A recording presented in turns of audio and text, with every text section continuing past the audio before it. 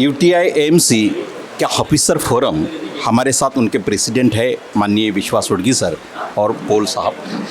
अभी आपने यूटीआई के संदर्भ में जो बात बताई, 2201 घोटाला शुरू है। आप इन्वेस्टर के भी चेयरमैन हो और ऑफिसर फोरम के भी चेयरमैन हो। ऑफिसर फोरम से क्या सख्ती से इसकी इन्वेस्टमेंट ली गई है एज ए शेयर होल्डर, और वो अभी तक उनको दिया नहीं गया, और बतौर इसके भी उनको पेंशन भी अब तक नहीं दी जा रही है। क्या इसकी सच्चाई है? पेंशन रेगुलेशन जो है यूनिट ट्रस्ट ऑफ इंडिया का एएमसी मतलब यूटीआई म्यूचुअल फंड, इसमें 1994 में एक रेगुलेशन बोर्ड ने अपनाया। वो क्यों अपनाया?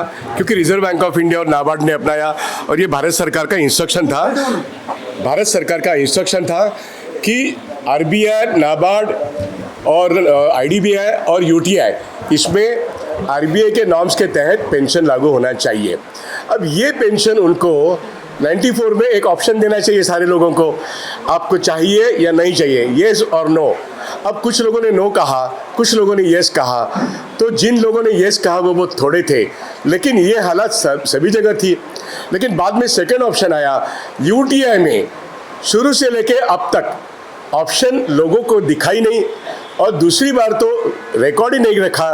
और आज के हालात में 1500 से ज़्यादा लोग, पर्टिकुलरली ऑफिसर्स, यूटीआई में इनको पेंशन ऑप्शन नहीं मिला। उनका वो लीगल राइट है। अब ये चीज़ भारत सरकार ने कहने के बाद, आरबीआई ने देने के बाद, सभी लोगों ने इम्प्लीमेंट करने के बाद, अगर यूटीआई का चेयरमैन नहीं करता है तो उसकी बोर्ड जो है, तो हम सारे शेयर होल्डर को ये बताना चाहते हैं, जैसे आपने कहा कि मैं कौन हूँ, तो मैं all India UTI AMC share holders association का चेयरमैन हूँ, और मैं UTI all India UTI officers association का भी चेयरमैन हूँ। तो मैं ऑफिसर्स की तरफ से बात करता हूँ, मैं शेयर होल्डर की तरफ से बात करता हूँ, और मैं इस देश की इकोनॉमी में ये यूटीआई म्यूचुअल फंड जो है, इसकी हैसियत बहुत बड़ी है। ये देश का पहला म्यूचुअल फंड है, और इसके हाथ में, इस म्यूचुअल फंड के हाथ में, मैं सिर्फ इन लोगों को पेंशन मिलना चाहिए। ये रिटायर होने के बाद भी उनको पेंशन नहीं मिलती है। और आज इस देश में पेंशन के बारे में तमाम सेंट्रल गवर्नमेंट के लाखों लोग, स्टेट गवर्नमेंट के लाखों लोग जब चिल्ला रहे हैं, तो उनकी पेंशन जो एनपीएस में है, जिसको न्यू पेंशन स्कीम कहते हैं, वो पेंशन है नहीं, वो तो इन्वेस्टमेंट स्कीम है। वो कौन हैंडल करता है? वो यूटीआई म्यूचुअल फंड।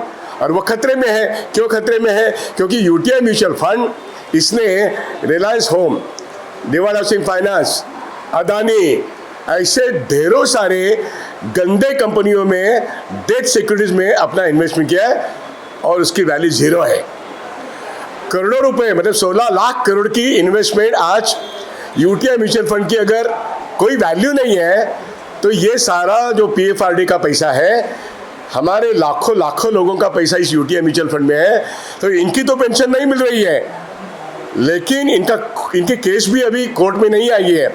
लेकिन जितने लोगों की एनपीएस मार्केट में है, जो मार्केट में म्यूचुअल फंड रिलायंस है, और हमारे सारे 8 म्यूचुअल फंड में यूटीआई म्यूचुअल फंड है, उस पैसे का क्या होगा? ये सवाल मैं उठा रहा हूँ, और मैं सारे तमाम लीडर्स जो इस देश के हैं उनको ये आगाह कर रहा हूँ कि सरकार आपकी तरफ नहीं देख रही है, आपको ओपीएस में नहीं देती, और आपका एनपीएस का पैसा पीएफआरडी के जरिए जो इस म्यूचुअल फंड में आता है, मतलब यूटीआई म्यूचुअल फंड में, जिसका कंट्रोल भारत सरकार का है।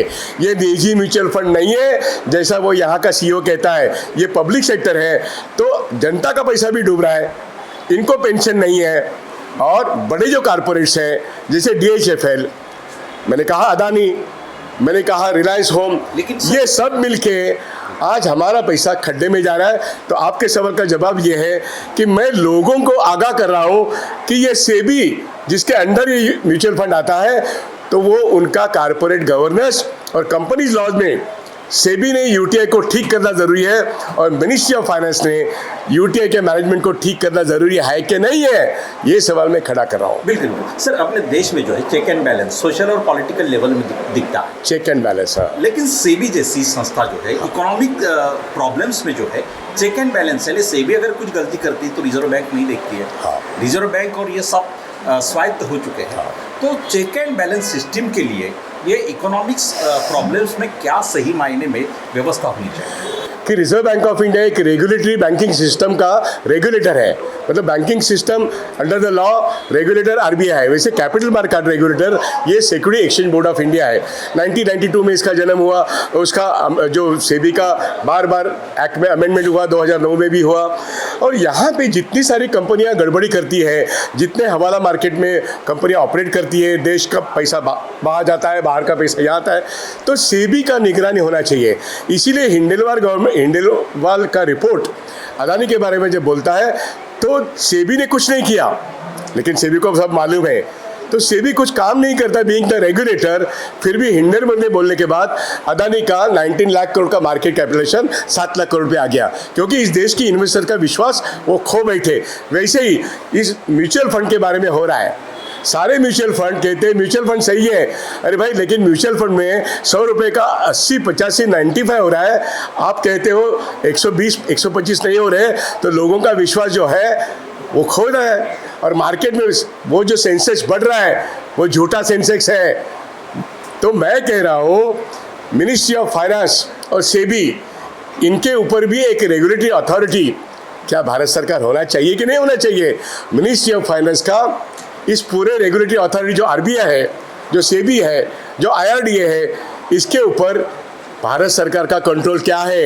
इसलिए अदानी के बारे में भारत सरकार कुछ नहीं करेगा, यूटीआई म्यूचुअल फंड के बारे में कुछ नहीं करेगा, और एलआईसी की इन्वेस्टमेंट भी गलत हो रही है, उसके बारे में भारत सरकार कुछ नहीं करेगा।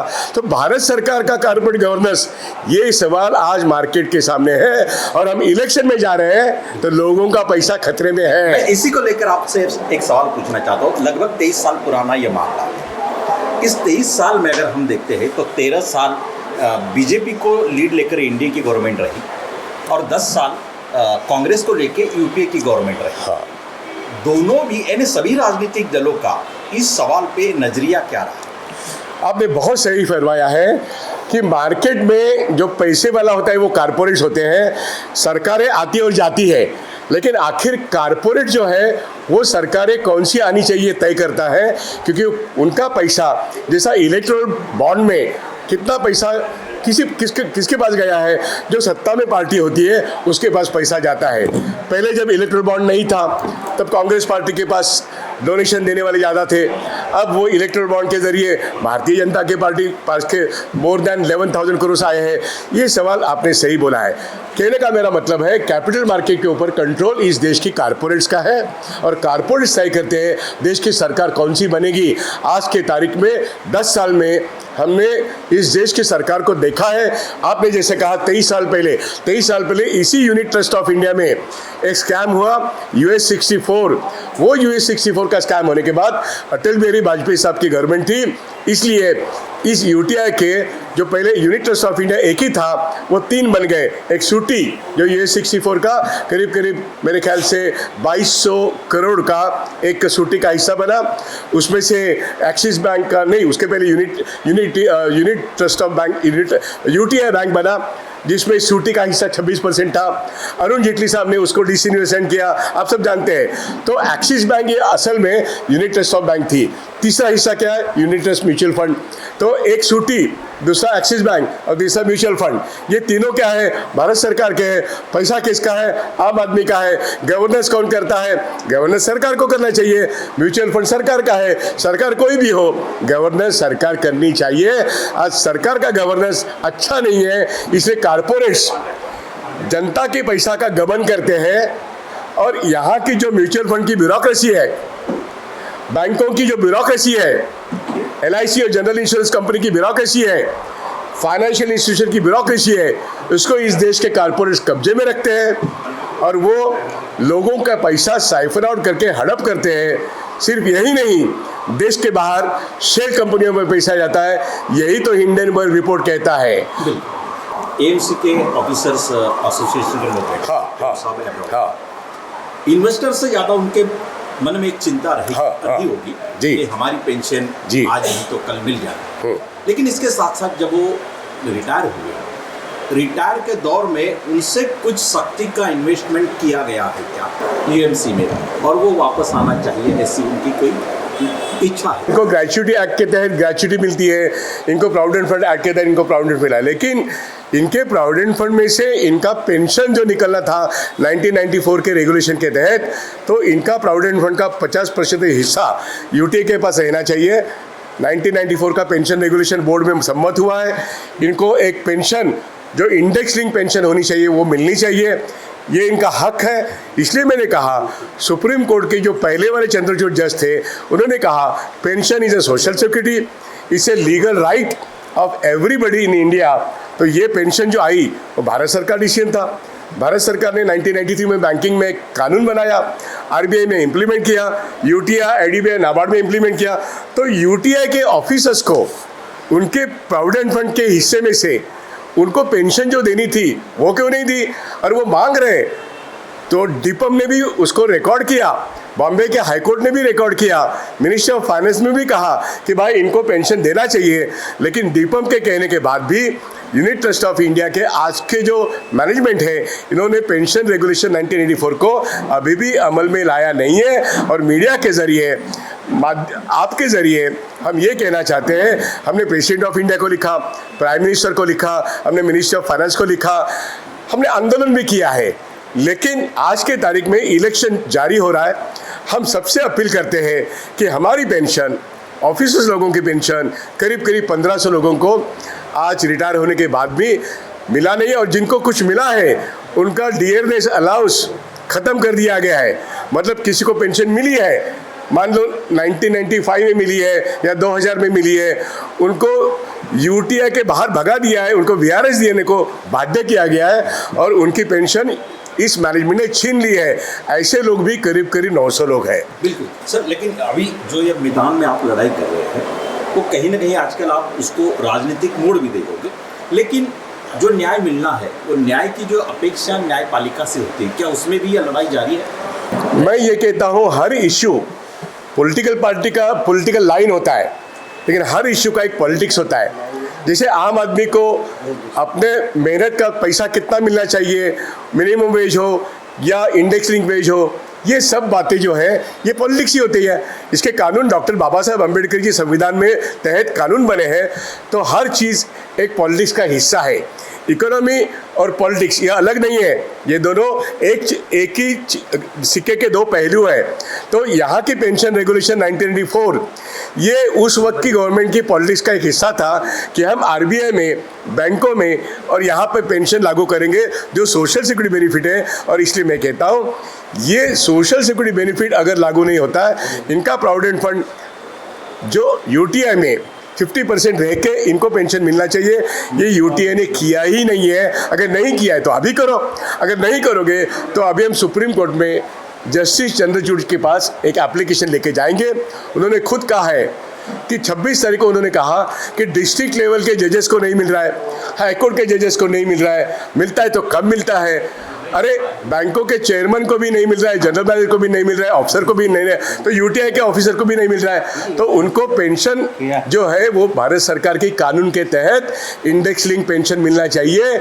आज इनको कुछ नहीं मिल रहा है। तो आपने जो कहा, हम न्यायमूर्ति चंद्रचूड़ के पास ये सारों 15 से एफिडेविट लेके जाएंगे, वो कानून की लड़ाई होगी। लेकिन सारा अपोजिशन और सारा रूलिंग पार्टी भी, सबके पास हम जा चुके हैं। अब इलेक्शन में फिर सबको कहेंगे भाई हमारा आपका रिश्ता एक अच्छा है, हम आपके पास आए थे, हमको न्याय दिलाओ। बिल्कुल बिल्कुल सर, धन्यवाद। आपकी लड़ाई में आपको सफलता और न्याय मिले, धन्यवाद। उम्मीद और अपेक्षा के साथ आपने जो त्रिवेज मीडिया के साथ जो बात की उसके लिए बहुत बहुत बहुत धन्यवाद आपका भी।